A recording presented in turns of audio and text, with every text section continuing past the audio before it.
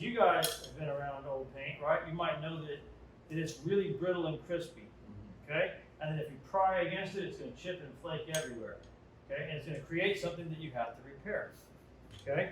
So if you want to repair that, fine, okay? I don't.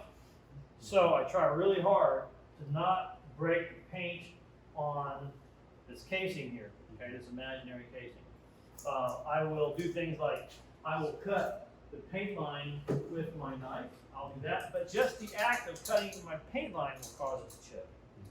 You can take it, you can sand the edge through the paint to the wood of that casing and do a preemptive strike on that casing so that when it does want to rebel against you, you've already put the handcuffs on it, okay?